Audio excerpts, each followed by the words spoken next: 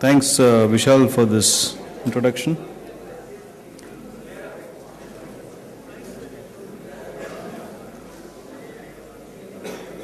So once we are settled down, we can get started.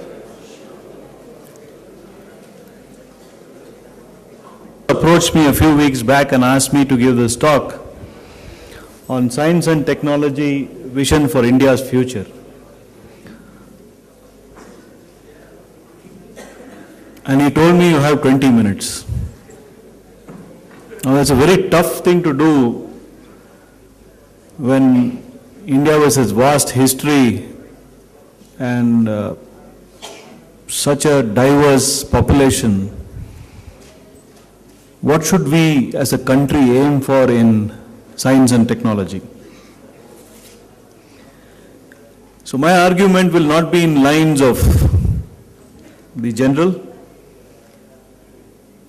and I do hope you will learn something by the end of this talk. So I am from the Department of Mechanical Engineering at the Indian Institute of Science. All of you know that Indian Institute of Science is more than 100 years old. So if you look at the address, India is 5,000 plus years old, maybe 7,000, I don't know. The only country in the world which has an unbroken culture throughout its history. A culture where new religions have been born without a fight. In fact, possibly the only country in the world where a new religion was born to protect the mother religion. Sikhism is the example there. So there are several things that's unique in this 5,000, 7,000 year old history. And then we come to Bangalore, which is about 400 years old, Indian Institute of Science, which is 100 plus, Department of Mechanical Engineering, which is 65 plus, and I am sure I don't look 60 plus. So that age gradation is there over here.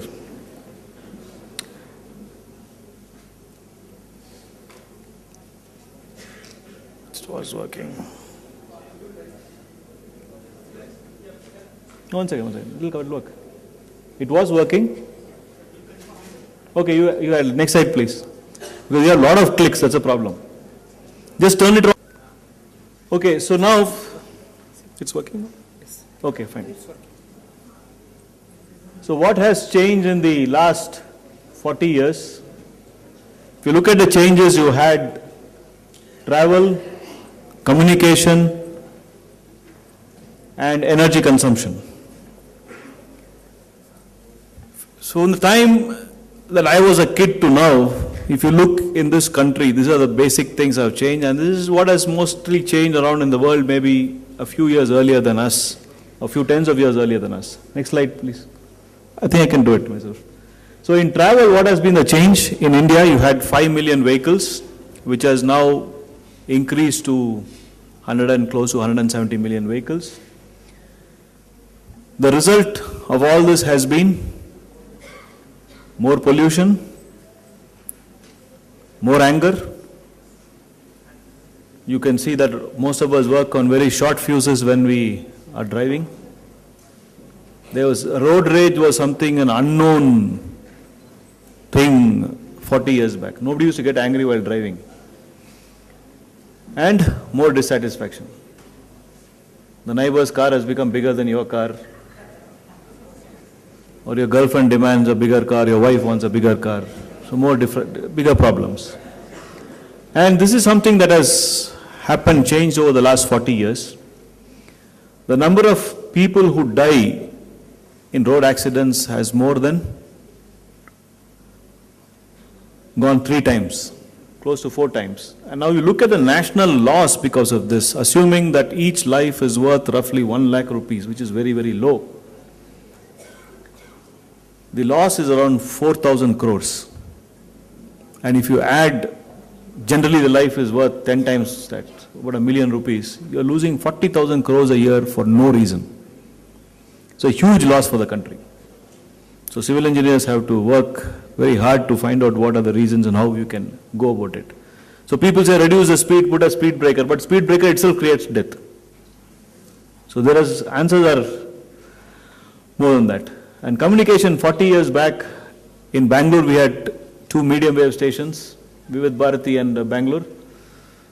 And you had all those medium wave and amplitude modulated systems, a few short wave and AM stations we had, but no frequency modulated stations in Bangalore, 40 years back. And we had 0.003 TV channels in Bangalore. Now you might wonder what this crazy number is. We used to have TV in Bangalore during cricket matches. It used to be broadcast live in Bangalore, and it was a 5-day match. There used to be 5 days of a temporary TV station put up with a few TV receivers put in various places. I was studying in the Kendriya Vidyalaya Hebbal, and so the Air Force used to have a TV. Around 500 people like this sitting and watching the TV. You can't even see what's going on. Small TV in the front. But it was a thrill watching. So once in 4 years you had this cricket match, and that's why I put this number, 0.003.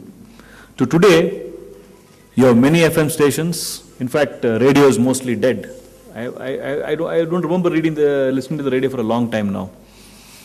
And you have more than 200 plus TV channels. I have stopped watching TV. The last time I went to IIT Delhi, the person who took me to the room, he promptly on the TV. I told him, you can shut it off. And he looked at me. I told him, I have not watched TV for the last 3 years. And he looked at me, this guy, is something wrong with him, or that's something that's unheard of. But I have stopped watching TV because there's no point in watching TV. And then I told him, sirf bakwas hai, TV mein. And then next day morning he meets me and tells me, sir, what you are telling is correct. Sab bakwas hai iske andar. So I hope I have got one more person who says TV is a waste of time. And the result of all this is more pollution, more anger, and more dissatisfaction. And communication 40 years back, no telephone. We got our first telephone time in 1980. One phone in the locality, it was a big pain because everybody comes and says, can I make a phone call? It was only a local call. No STD. We had what is called the trunk calls and lightning trunk calls. Lightning trunk calls took 4 hours and trunk calls took 1 day. And you had to sit in front of the phone for that. This is as mid-80s was like this. You had to sit in front of the phone. You move out of the phone, that fellow will call you and try to connect you. And that money goes into your account. It's a huge amount. Then came STD, which was a bigger pain. Because now neighbors come and say, can I make a STD call? You can't say no, but then it costs a lot of money. 1996, a call to Delhi that I made cost me 210 rupees. And from there I made a call to the US in Delhi, it cost me 400 rupees. Less than 4 minutes. That was the cost of phone calls. This I'm talking less than 20 years back. This was 1996.